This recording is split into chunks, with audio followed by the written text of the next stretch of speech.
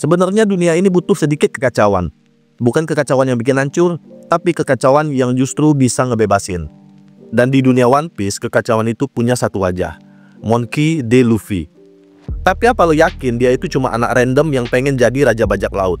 Atau dia sebenarnya reinkarnasi dari sesuatu yang jauh lebih besar? Sesuatu yang udah bikin sejarah jungkir balik tapi lenyap entah kemana. Kalau lo penasaran, jangan skip videonya karena bakalan gue ungkap faktanya dari sebuah kamar sempit dengan kipas angin yang bunyinya lebih nyaring dari nasib lo. Gue Angga, selamat datang di Cerita Kamar Kos, tempat di mana sejarah, mitos, fakta, dan absurditas hidup ketemu dalam satu cerita. Dan inilah 4 bukti Luffy itu bukan manusia biasa tapi reinkarnasi Joy Boy. Bukan dongeng, tapi juga bukan realita biasa, ini fakta dengan cita rasa Hito-Hito no Mi.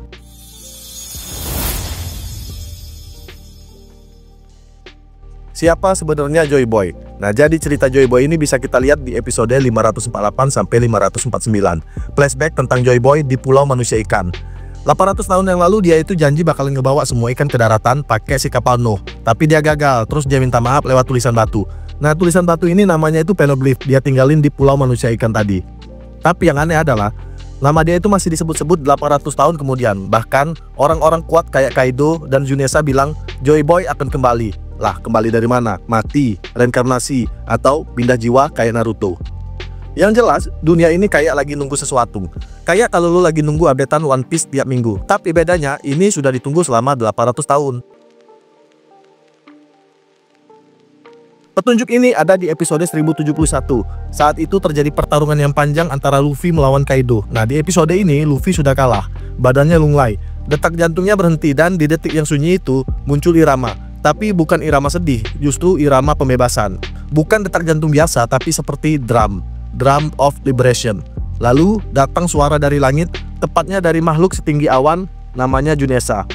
Nah, Junessa ini berkata, "Aku bisa mendengarnya, drum kebebasan, Joy Boy telah kembali."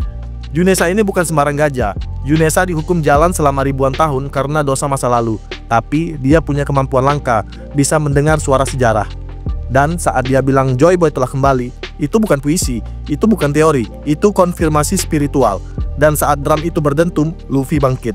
Tapi Luffy bangkit bukan seperti yang kita kenal. Buah Gomu-Gomu no Mi yang selama ini kita kira para mesia biasa ternyata disamarkan oleh pemerintah dunia. Buah itu punya nama asli yang lebih gila, Hito-Hito no Mi model Nika. Sebuah zon mitologis, bukan sembarang dewa, tapi dewa pembebasan. Luffy nggak cuma berubah wujud, dia berubah makna. Dia bukan cuma kuat, dia jadi simbol tawa di tengah tragedi, simbol harapan di tengah kehancuran. Dan yang paling gila, semua itu dimulai dari detak jantung. Kayak dunia One Piece ini bukan medan perang, tapi panggung tari. Dan Luffy adalah penarinya. Nika, Joy Boy, dan Luffy, nama boleh beda, tapi jiwanya sama. Lu pernah mikir nggak, gimana bisa satu karakter punya 3 nama? Kayak dia tuh siapa sebenarnya? Nah, di episode 1049 sampai 1051, kita dikasih penjelasan dari Gorosei tentang buah iblis Luffy. Dan lebih dalam lagi tentang siapa itu Nika. Nika, Joy Boy, Luffy, 3 nama, 1 tarikan nafas, tapi beda zaman, beda cerita, beda cara. Dan anehnya, semuanya absurd. Nika ini dewa pembebas, dikenal cuma dari cerita bisik-bisik di antara budak. Sosok yang katanya selalu datang sambil menari dan tertawa, membawa harapan di tengah penderitaan. Tapi yang paling serem, orang-orang percaya dia ini nyata. Padahal, pemerintah dunia udah nyoba hapus nama dia dari sejarah. Nah, kalau Joy Boy, dia ini tokoh misterius dari 800 tahun yang lalu. Dia ini ninggalin permintaan maaf di Poneglyph untuk Mermaid Princess karena dia gagal nempati janji gede. Nggak jelas siapa dia, tapi yang pasti dia ngelawan sistem. Dia pengen dunia berubah, tapi dia gagal. Dan kegagalannya jadi utang sejarah. Utang yang katanya cuma bisa dibayar kalau Joy Boy berikutnya muncul. Nah, kalau Luffy sendiri adalah anak karet dari Es Blue. Mimpi jadi raja bajak laut, nggak peduli sama kekuasaan, cuma pengen kebebasan. Sederhana, absurd, polos, tapi kuat banget. Yang paling gila, dia nggak pernah berubah dari awal. Nggak pernah mikirin politik, taktik, atau takhta. Cuma satu yang penting buat dia, temen gue harus bebas dan gue juga. Dan justru karena kesederhanaannya itulah, buah iblis yang selama ini disembunyikan dunia memilih dia. Lo lihat polanya coba. 3 nama, 3 generasi, tapi 1 benang merah. Mereka semua muncul di tengah penindasan. Mereka nggak tunduk pada siapapun. Dan mereka semua ketawa saat seharusnya dunia ini nangis. Mungkin mereka bukan orang yang sama secara fisik, tapi mungkin mereka adalah cangkang-cangkang berbeda untuk satu jiwa yang sama. satu semangat yang gak bisa dimatikan, semangat pembebasan. Dan saat Luffy bangkit di Wano, dengan drum kebebasan berdentum dari dadanya, Junesat pun bilang, Joy Boy telah kembali. Padahal dia gak pernah ketemu Luffy, dia gak tahu nama anak ini. Tapi jiwanya Luffy bicara, dan itu cukup. Karena buat jadi Joy Boy, lu gak perlu nama, lu cuma perlu satu hal, gak bisa dikendalikan. Will of D, nama tengah yang bikin pemerintah gak bisa tidur nyenyak. Kalau lu pecinta One Piece, lu pasti sering dengar istilah orang-orang dengan inisial D akan mengguncang dunia. Terdengar keren, tapi buat pemerintah dunia itu kalimat horor. Karena setiap kali ada huruf D di nama seseorang, selalu ada masalah. Dan masalahnya bukan masalah kecil, tapi jenis masalah yang bisa ngebakar kerajaan. Yang pertama ada Goldie Roger, dia ini raja bajak laut. Orang pertama yang ngelilingin dunia dan nemuin Laugh Tale. Tahu semua rahasia dunia, tapi pas udah tahu semuanya, dia ketawa. Alih-alih pakai ilmunya buat nguasain dunia, dia justru nyari penerus. Dan sebelum dia eksekusi, dia memicu era bajak laut terbesar. Dia ini bukan revolusioner, dia cuma terlalu bebas untuk dikurung sejarah. Yang kedua ada Portgas the Ace, anak kandung raja bajak laut, tapi hidupnya tragis. Karena dia dianggap bahaya sejak bayi. Pemerintah takut banget. Akhirnya Ace ini mati demi melindungi Luffy. Tapi sebelum mati, dia senyum. Karena hidup sebagai D bukan soal umur panjang, tapi soal gimana lo hidup tanpa tunduk. Yang ketiga, ada Trafalgar de Waterloo, Dr. Sad Boy dengan masa lalu kelam. Orang ini pinter, taktis, dan gak terlalu suka chaos. Tapi begitu dia tahu arti sebenarnya dari D, dia milih bertarung. Karena walaupun logikanya dingin, di hatinya ada bara yang gak bisa dipadamkan. Yang keempat, ada Marshal D. Teach, satu-satunya D yang mungkin nyebelin, Blackbird. Gak punya moral, pengkhianat, culas, tapi tetap bagian dari garis ini. Kenapa? Karena Will of D bukan soal lo baik atau jahat, tapi lo punya potensi buat ngerubah dunia. Dan Blackbird, dia punya potensi, entah buat ngangkat dunia atau ngubur semuanya. Yang kelima dan terakhir tokoh kita, Monkey D. Luffy. Anak yang sepanjang hidupnya dibilang bodoh, tapi semua orang penting ngikutin geraknya. Shanks percaya dia, Relief bantu dia.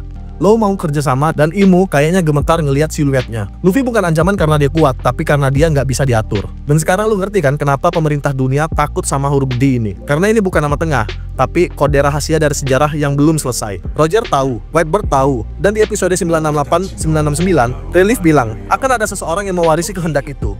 Dan sekarang semua tanda nunjuk ke satu orang, Luffy. Will of D itu kayak sumbu dinamit, dan tiap generasi cuma makin dekat ke ledakan final. Dan ledakannya bukan buat ngancurin dunia, tapi buat ngebebasin dunia yang udah terlalu lama dijajah ketakutan. Petunjuk keempat atau petunjuk terakhir, atau gue bisa bilang ini adalah momen penentuan.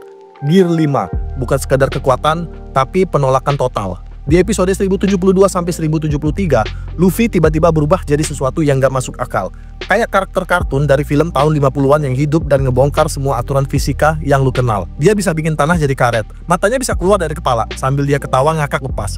Dia bisa jadi raksasa absurd, penuh warna dan ekspresi lebay kayak kartun klasik. Kalau lu cuma lihat dari luar, ini kayak power up biasa. Tambah kuat, tambah gila, tambah keren. Tapi kalau lu gali lagi lebih dalam, ada sesuatu yang jauh lebih dalam dan serius. Gorosei, penguasa dunia yang selama ini ngatur segalanya, panik bukan main.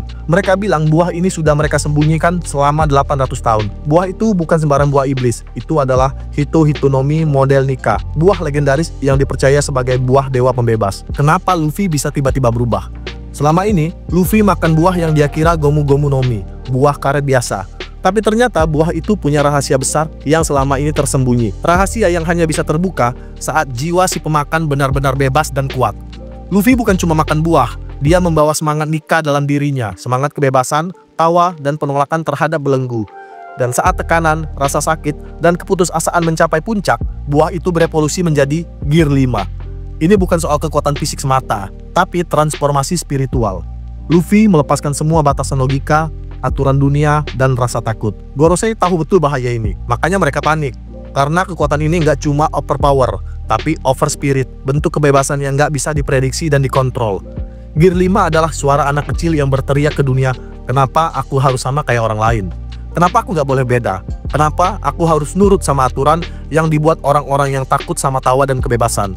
Dan itu yang paling ditakuti dunia yang udah lama dikekang oleh aturan kaku. Gear 5 bukan cuma kekuatan, dia adalah simbol kebebasan paling liar yang pernah muncul di dunia One Piece. Dan inilah titik yang nyambung ke satu nama legendaris, Joy Boy. Luffy dan Joy Boy adalah jiwa yang sama, perjuangan yang sama. Joy Boy itu legenda yang muncul ribuan tahun yang lalu. Sosok yang membawa harapan, tawa, dan perubahan besar ke dunia yang penuh pengekangan. Dia adalah simbol pembebasan yang selama ini hilang dan cuma tersisa dalam cerita-cerita kuno. Nah, Luffy dengan gear 5-nya itu bukan cuma kebetulan, dia adalah reinkarnasi Joy Boy. Jiwa yang bangkit lagi untuk melanjutkan perjuangan lama yang belum selesai. Semangat Nika yang ada di gear 5 itu adalah manifestasi dari warisan Joy Boy. Kebebasan tanpa batas, tawa tanpa takut, dan penolakan terhadap aturan yang mengekang. Luffy membawa api yang sama yang dulu dinyalakan oleh Joy Boy. Dan dunia sekarang mulai ngerasa panasnya. Kalau lu nanya lagi kenapa Luffy tiba-tiba berubah, jawabannya simple. Karena kadang untuk berubah dunia, lu harus berani jadi aneh. Jadilah suara tawa yang ngebebasin. Dan seperti Joy Boy, Luffy bukan cuma bawa kekuatan, tapi dia membawa harapan baru. Joy Boy itu bukan soal takdir, tapi soal pilihan untuk hidup dengan absurd. Di dunia yang isinya aturan, kekuasaan, dan kekuatan, kita butuh lebih banyak orang kayak Luffy. Yang bisa ketawa pas semuanya tegang. Yang bisa bilang enggak saat semua bilang ikut aja. Yang bisa bilang, gue cuma pengen semua temen gue bahagia. Mungkin itu definisi Joy Boy, bukan satu orang, tapi satu energi. Dan mungkin lo, gua, atau kita semua bisa jadi Joy Boy kalau kita hidup dengan bebas dan jujur sama diri sendiri. Sekian cerita Kamar Kos kita kali ini. Kalau lo suka pembahasan absurd kayak gini, like, share, komen, dan subscribe channel ini. Karena di Kamar Kos kecil ini, kita nyari jawaban dari dunia yang terlalu gede buat dimengerti. Sampai jumpa di cerita Kamar Kos lainnya.